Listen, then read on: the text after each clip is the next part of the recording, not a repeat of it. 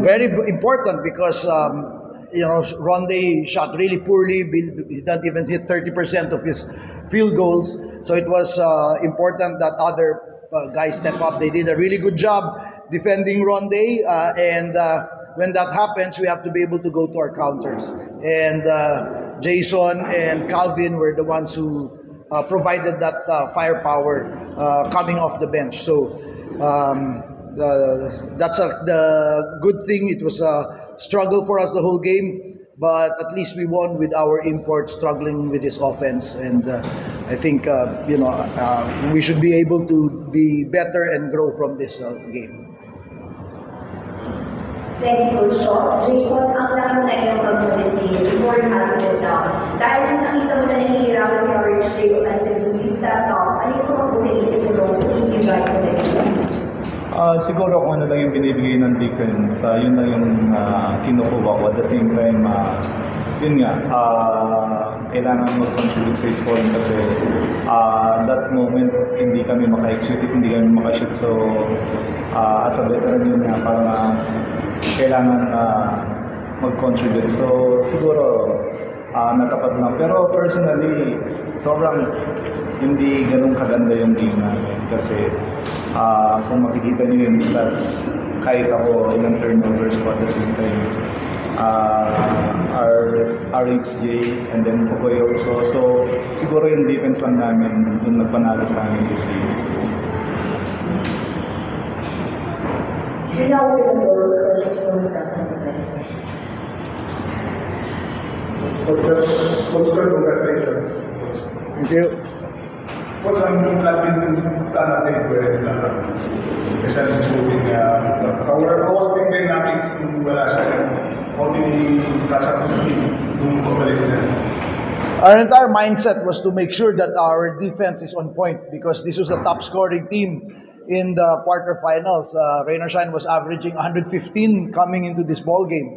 So sabi namin, without Calvin, we knew our offense would suffer. So kailangan talaga namin mabawi yun with our defense. And I think that's what happened in this ball game. We won this not on our offense but with our defense, limiting them to below 90 points. And still, Calvin was able to contribute because, like I said, they did a really good job shutting down Ronde. And when that happens, it opens it up for our other players. So Jason got a lot of looks, and Calvin got a lot of looks as well. So yun yung dynamics ng team, yun yung preparasyon namin while Calvin was away. We said the only way we will win this game really is with our defense.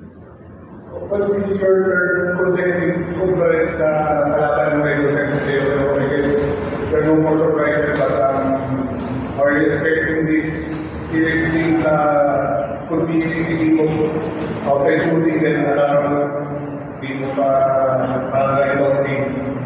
Yeah, it's going to be a grind the whole way through. We have no illusions of that this will be easy by any means. They're a very well-balanced, well-constructed, well-coached team. They're very versatile. They have a great import with them. So we really have to be at our best. We were fortunate tonight that our defense carried us through, but there's a lot for us to improve going into game 2. Coach, hindi pa naman simula yung dun sa struggle ni RHJ. Some of it was he was missing shots he normally makes, but some of it they were really playing good defense. Chongson was playing excellent defense on Ronde, forcing him into difficult shots. Some of those he normally makes. Tonight it wasn't falling, but like I said, hopefully we've built our team with that versatility that if our offense is not clicking, we can fall back on our defense.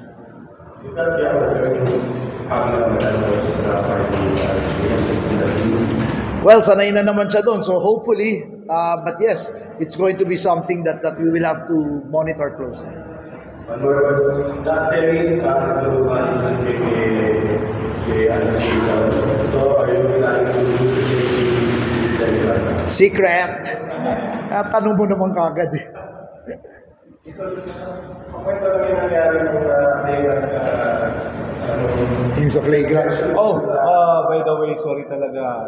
Sobrang aksidente yung nangyari kasi yung momentum niya going to the ball na tsaka pa-pass break niya, and then syempre hindi ko naman, nasa area ko, hindi ko naman control yung mangyayari. So, and sorry talaga kay Andre, pero alam naman niya yun. Thank you. May concern naman na wala ka sa court crucial time. Hindi naman kasi lahat naman sa... Ako concerned. Actually, ako concerned. Sa atin namin, ready naman sila. At the same time, trust ko naman sa mga other guard nandun talaga. And yun nga, to be honest, yung nagpanalo talaga sa amin dito, this game, is defense talaga. Even si RSG, hindi, yung average scoring niya hindi ganun ano. Pero on defense, siya yung talagang pinaka-anchor namin doon. Siya lahat yung nagdidikta sa amin. So, Four blocks. Yeah, give credit to RHD pa rin kahit off night siya, pero yung defense niya talaga nandun. Depending even on their priority. Even for siya, Yeah, but he averaged 24 in the quarterfinals, diba? He was really good getting off, and yes, it was one of our priorities is really to defend Nokum, and just to make him work for his points. Yung mga ganun plan, hindi mo na mahinto yun. They'll get their points, but at least make it difficult for him. Jason, do you see yourself as a young Adrian Nokum kasi actually mas magaling siya sa akin kasi mas matangkad siya sa akin. Tsaka yung vertical niya iba. And mas marami siyang moves. So, sobrang happy ako sa kanya kasi yung nag-evolve siya sa player na ganun talaga is cluster at the same time. Yun nga, yung outside shot na ngayon, ang ganda na. So, yung mga ganun player, natutuwa akong makita kasi mas maganda lalong dumadami yung ganun sa PBA, di ba? So, mas marami manonood. At the same time, nakaka-excite yung game niya rin. So, sobrang galing. That's a movie present. Thank you. Congratulations, Coach. Thank you.